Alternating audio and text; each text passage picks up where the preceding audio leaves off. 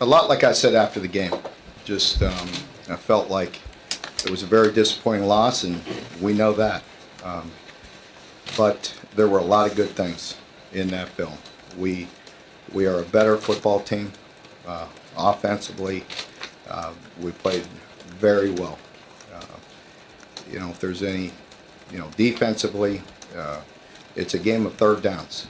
You saw in the first half us convert some third downs, and we had them off balance. When they dropped back pass, we had pressure, we got a sack, we had the ball on the ground twice, we had 3 interceptions, 2 fumbles.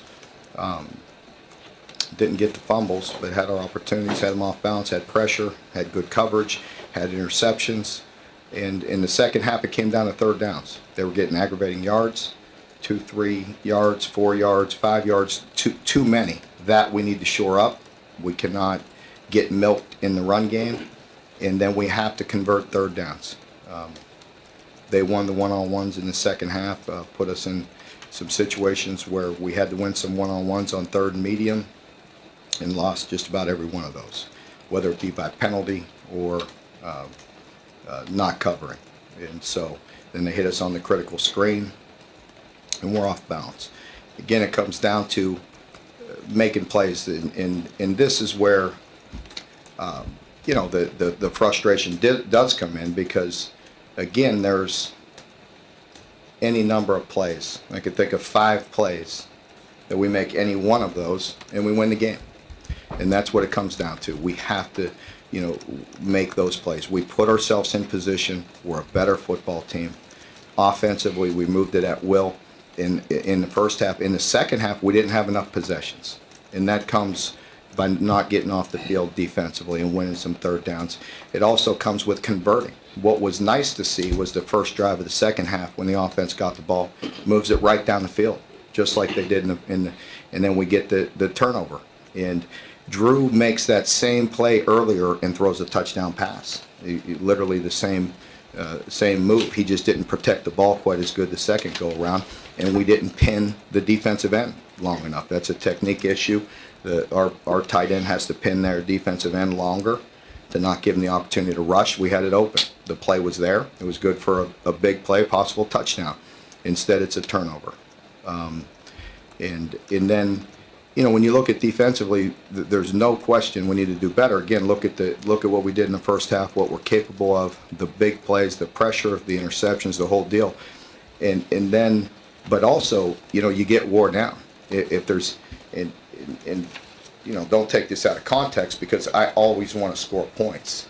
But if you look at our offense in the first half, we scored in touchdowns with 2-play drives. So the defense is on the field, on the field, on the field. You start 3 and out, 5-play missed field goal. Then it's 2-play touchdown, 2-play touchdown, 7-play touchdown. Then there's another 3 and out in there. We had 10 possessions of under 3 plays. And so your defense is going to be on the field. And we just got to find a way to respond. We got to do a better job of mixing our depth and getting some guys in there, because that's a lot of possessions. And they did a really good job of keeping us off balance, and give them credit. They played exceptionally well, just like I said after the game. And we got to make some third down plays. And you can't have the turnover with the fumble in the second half, and then the interception was that was the only play that really stood out to me that Drew had a bad play. That's just not a good throw, not a good decision. That's not how he will play. That's not how he's coached. And that was the one play that he made a really bad decision and a bad choice and a bad throw, and that didn't help our cause at that point either. That's a bit of hitting the panic button right there and just throwing it up, and we won't do that. And so, it's we feel the same way today as we did after the game. It hurts just as bad, but I promise you, as I said all year, this is a good football team. They knew what to do. We've got to execute. And the thing that we have to do, that I have to get coached, is when things go wrong, we have to go back and execute. We talk about that constantly. And I've got to look at all ways to get that relayed and taught. and get us to execute that to the team. When things go wrong, we have guys on there that start rat trapping and doing some things that are inexcusable. And that's got to stop. That's a losing mentality that we will not tolerate. And that's got to change, because there are so many people doing so many good things. And we cannot do that. And players have to make plays when things are going wrong. Again, it's just like, a simple play that jumps out at me, but the first possession, second half on defense, the ball hits us directly in the chest. A gift for the 4th interception of the day, and we get it in great field position going in. Instead, we drop it and they go down and score. I mean, those are winning and losing plays, bottom line. And there's many of those, and the players know all the time. No one play changes a game, but you never know what one play would, because you don't know what the difference is going to be. And there was a bunch of plays in there. There's 10 plays in that game that we don't, whether we don't execute because we're rat trapping, or we go back to a losing mentality, or whatever it is. But that's got to change, and that we will get changed, because the vast majority of this football team is much better. And so we've got 11 games, and we'll move forward. How do you change that at this point? We show it to them, and we put it on them. And here's the deal. Because there's so many guys doing so many good things, we're beyond having to be delicate with these guys, because they can handle more, they are tougher, and they can handle it, but you got to be honest with them. We got to show it to them. And the guys that are having either a losing mentality or losing play when the game's on the line is unacceptable. You're not going to win when that happens. So we've either, got to change them. Sometimes after so many opportunities, they either can or won't. And they either can't change or won't change. And so we've got to continue to find guys that, could get them. And you're talking about just a few guys, because most of it has been very good in the efforts there. Like McLean's on the depth chart, is that an injury or a... Yeah, he's injured. We anticipate him back, but he won't practice today. Mark, after the game, your sense of when you're no longer in the heat of the battle, you tend to be a lot calmer. But while you're in the game, at what point during the second half did you say, what the hell is going on out there? What are we doing? Well, at what point? I mean, you're always questioning. I don't know what kind of question that is. I don't know if ever in my mind said, what the hell's going on? But, I was not pleased, that's for sure. And we came in at the halftime, and as I mentioned after the game, you give up the one big play. And I addressed that immediately with the team about that's one play, go back to doing what we've been doing and execute. And when stuff goes haywire, you have to lean on your technique and your assignment. And that we don't always do. And again, that's what I was just talking about pointing out to the guys in front of the whole team. When you have an opportunity to do something and make a play and you don't, I mean, that's just inexcusable. We're playing in a high level of competition, and we expect you to make those plays. And if we're going to go to where we need to go, we need to do it. And that's not scapegoating. We all, that starts with me getting it taught on down to everybody. But there's a lot of guys doing a lot of good things. There's a lot of good coaching going on, and there's good things happening. We just got to be more consistent, and we can't have those momentum shifts. What happened on that play before the half? Good. There was a missed assignment, and one person tried to cover for another. When you've got guys in the locker room afterwards talking about being patient, program building, now you got to turn the page against a team you guys haven't beaten in 30 years. As a coaching staff, how difficult is that this early in the season to get them to focus, get them all finished?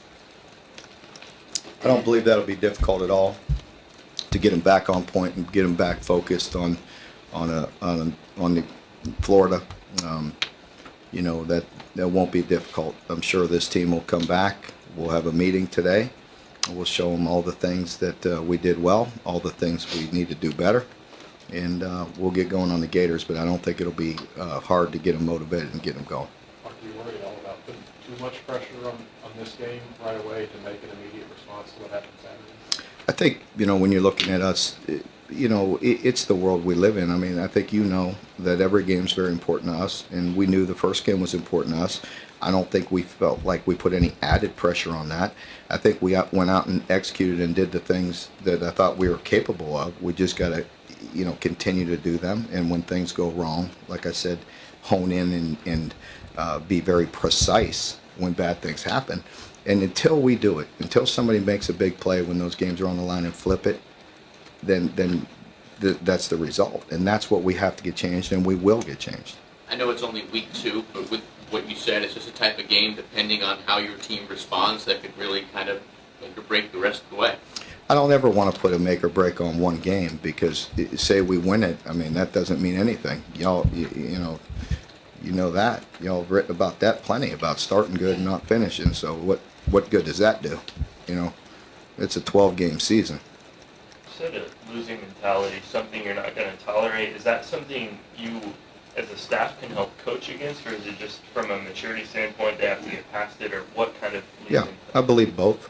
I believe we have to point out the issues. Again, we're beyond, dealing with fragile mentalities. They'll be called out and showed in front of everybody, the plays that we, have the opportunity to make. So everybody keeps the confidence and knows that everything was in place to win the game. And then eventually the players will start making them, and then we'll get over the hump. That's the last thing left to do in this program. There is finding that winning attitude, that winning culture, and ways to win games instead of losing them. Mark, after practice last week, you said one of the most difficult things going into the first game of the season is how many unknowns you're on. After the first game, what was the most significant unknown, both good or bad, that you discovered? Well, I don't know if it was unknown, but I think there were some guys on defense that did not play as well as they can. And, we know we have some inexperience there and some limitations at places, but we could play better than we did. How much does fatigue play a factor in a 3:30 game as well? I'm not sure. I mean, we're in good shape. Our defensive guys played 95 snaps.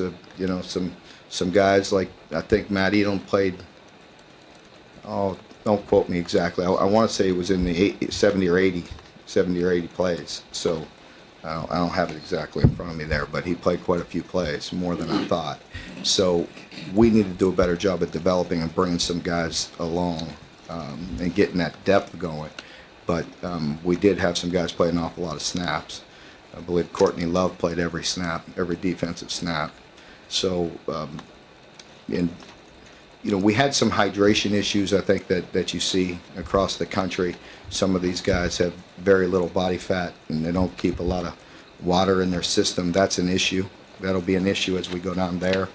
But fatigue, depth is an issue. It is an issue, but I think our team's in good shape. Mark, not only were you guys upset, but there were quite a number of upsets in college football. 2 teams in the top 5 losing. Your thoughts about the parity, the balance in the NCAA football? Yeah, you could see it, the parity and the balance in across the country. The margin for error is going down. There's a lot of good teams. There's great parity, and anything can happen. And that's why we've got to continue to fight and just take care of our part. And I understand that y'all may know that because you cover college football, but our fan base doesn't, because they want us to turn the corner, and that's what I get it, and I want it too. And that's what gets hard and it gets frustrating. But believe me, we can't wait to get back to work today, get this game behind us, and move forward on the Gators. It's difficult with the way the structure sets up, because we have to give them a day off. I would have much rather buried this game yesterday and went on to the Gators, because as a coaching staff, we're ready to go. But we do have to go back and address these issues today just because of the schedule, the way it sets up. Mark, what's the status of Josh Allen? We'll see how the week goes on. I'm not sure. He's injured. I mean, whether it's 1 day, 2 days, 3 days, I don't know. Do you have any significant injuries out of that game? Nothing that I care to comment on this time. Nothing that I feel like somebody's definitely out. If somebody was out, I'd tell you, but I don't feel like that's the case yet. Too early. Mark, do you see reason to think that the depth on defense is going to get better, or are you just kind of? Well, the depth is, it's about bringing guys along to where you trust them to put them in a game. You know, that game, there was a lot on the line, as you know, and as the momentum got going against us, you sometimes are a little hesitant as a coach to put in some guys that haven't had a lot of experience. So that we have to get more confident in the guys that we have before them to develop that depth in game situations. What's the typical thing you see with younger guys on defense? I mean, is it they try too hard, or maybe they're just a little nervous? I think a combination of things. I think, you know, when the lights come on and things start happening, guys really, they do, you know, want to make plays and their heart's right, but they have to rely on the things that they were taught. And fundamentally, when things go haywire, it's not good. And then execution of run pressures in critical situation was unacceptable. You know, we had some things called that would have been great, and we don't execute them. And the game's on the line. And instead of 2nd and 12, it's 2nd and 4. It's hard to manage it that way. More on a lighter note, many colleges are getting involved in the Kick Childhood Cancer Awareness Program. Pardon me? A lot of colleges are involved with the Kick Childhood Cancer Campaign. Are you aware of that program going on? Not that one in particular. I mean, as you know, I work very close with the UK Children's Hospital. Well, I'm just going to ask you your thoughts about the campaign and how much involvement might you have, or might the school have, or the football program have? I think you know that our heart's in the right place and that we help a lot of causes. But at this point, you know, I've done an awful lot with what I can do, but I'll be honest with you, I'm 100% concentrated on the Florida Gators right now. So, Mark? But we're always game to do whatever we can. You know that. What is rat trapping, and how it relates to your team? How in the world would I describe that? I have no idea. Now I'm going to give you a definition that's going to be all screwed up. So, We'll take whatever you got. it's a Jimboism, you know. So What does it look just- like on the field? well, I get, you know, go back to bad habits. When pressure's on the line, you go back to bad habits. You know. As far as finding that winning culture against a program that your program hasn't had too much success against recently. Pardon me? As far as finding that winning culture going against Florida, you know, a program that obviously there's the losing streak, what would that do for UK's culture with a win in this game? I think it would do a lot because it's a big game. It's a conference game. It's a divisional game, and it's on the road. But you know, I think it would mean a great deal for us to respond, to bounce back, and go get a victory. Been very competitive with them the last 2 times out with a lot of guys on this depth chart. Do you think they can draw from that? I do. Go into this with I do, but you know, I always say also every year's a new year and a new team. You know, so last year's game, win or lose, is behind you. But I definitely think our players will respond and play well. We have quite a few players on our team that are from Florida. I know they like going down there and playing. We know it's a real challenge. I think we know we have to play very well or we will not have a shot. And so I think, you know, they deserve the respect that they get, but our players also know it's about us and what we do. And if we go execute and play the very best we can, then we'll have an opportunity, a great opportunity. And if we don't, we'll have no chance. Mark, in preseason, so much was made about utilizing the tight ends more. What was Southern Miss doing that prevented you from doing that, or was that just not part of it? Well, it just you never can tell. It doesn't help when the first play of the game we go to them and they drop it. You know, that doesn't help the cause.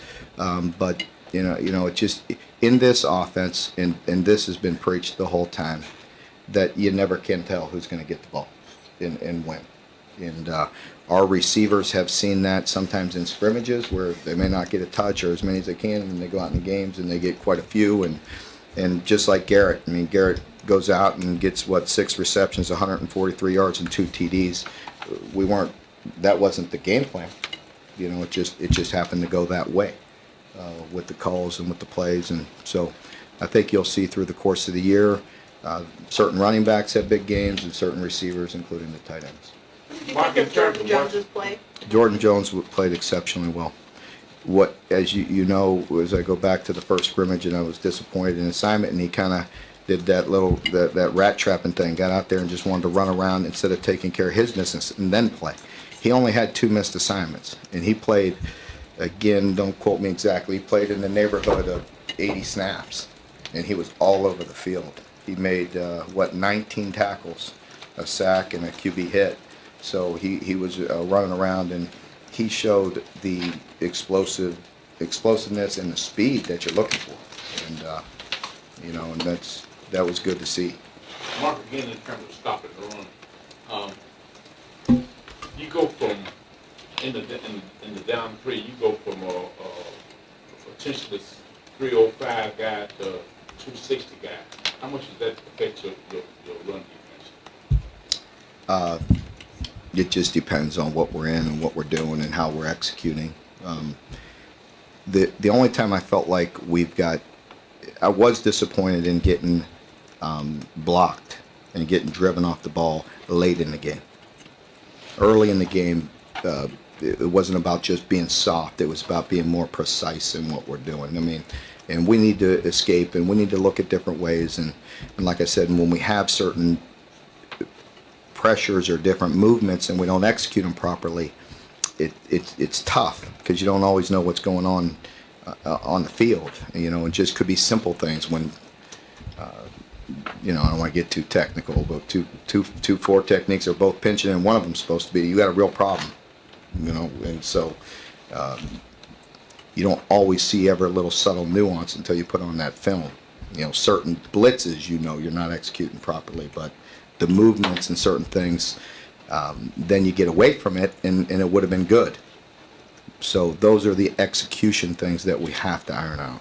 What did you, every year being a new team, what did you see new about Florida and what that different? Well, they are different. The first thing you see, with the new quarterback and what they're doing, they were getting rid of the ball quick. They were throwing it around pretty good, and he looked very efficient. He was very smart with the football. They have some weapons, and they're a good football team. How many different positions did Kobe Walker play in that game? And He played one position. He just was asked to do a lot, and that we have to look at too. How much of the rat trapping or getting away from your fundamentals in the situations goes back to inexperience? Guys who are young and out there who haven't had a lot of playing time. It does, but that's just, it's not an excuse, and nobody wants to hear that anymore. What'd you see? Neither do I. Yeah. What'd you see from your special teams on Saturday, and what went wrong on the block punt and I thought our special teams were exceptional, outside of the real critical one. Obviously is a block punt. Luckily, it just got tipped, and we got some roll out of that. But you looked at the things we look at. You look at hidden yardage. We won in a big way on special teams, and so our coverage units were outstanding. We need to punt the ball better. And so there was really one issue that you have to watch, and that's a simple adjustment of being more firm with the guy inside on the one that got tipped. Outside of that, I thought they were exceptional. Really, our cover units were as good as they've been. When you look at our kickoff return versus kickoff and vice versa, you look at the hidden yardage on that. We had big returns and a chance for big ones. We got to clean up some things because we missed a couple opportunities to hit some big ones on our kickoff return, and I felt that going into the game. I felt that we'd have a good chance to really hit some possible home run there, and we had some really good returns and good starting field position. But we just need to clean some things up, and we'll get some more out of that. And our kickoff coverage unit was outstanding. Again, I've told you guys this for 2 years when everybody, and I understand it when you talk about special teams, but you get a good kick, our guys are humping it down there. I mean, they were busting it down the field, and we got really good kicks out of Austin, and our coverage unit were really hustling and flying down there and playing physical, and we had some great kickoff covers. We punt the ball a little better, it'll be better. And if you look at the other side of that, we had one opportunity for a return. We had some really good things. We got beat outside, but one guy made us fair catch it. The other two were really non-returnable. They made great punts. So we got a chance on the punt return too. We have some guys really fundamentally doing some really good things inside and got it all blocked up. We got to get the outside secured so we could get started. So I was really pleased. You guys were called for a couple pass interference. How tough is it to be a DB, the pass-heavy offenses? And, Yeah, I thought, the one on Chris, he needs to finish better, and he needs to be locked in on that was we had great pressure, and it wasn't tipped. If it was tipped, it wouldn't have been a pass interference, but he got pushed into, and so the ball was flopping around, and that's tough on a guy because it's greatly underthrown, and so when you're impressed, that's what you're giving up. Of course, if we're off, then we're going to be soft all day, so that's what you got to play, and the one with JD, that was a silly mistake by him because he had him covered, and he gave him a little extra. He gave him an extra shove that he didn't have to, so he had it covered perfect. Later, 2 other times you saw him play it exceptionally well. Some very similar play, but that was critical because that was a 3rd down, if I'm not mistaken. That penalty there. Anyone else? Overall, how did you think JD played? The two Well, highlight reels. the 2 highlight reel were very good. We knew in the 3rd and medium when they isolated the guy on the backside, we had the win, and he and Chris both got beat on critical 3rd downs on the slants, and fundamentally we need to clean that up and play a little better. But as I always say, if you're playing that position, you're going to win some and they're going to win some. And I was pleased to see JD win some of those. He had some good covers, he had a tip, and he had the 2 big picks. So certainly you got to applaud what he did and how he played. And our other 2 corners didn't play very well in my eyes. I think we're capable of much more, and we expect much more.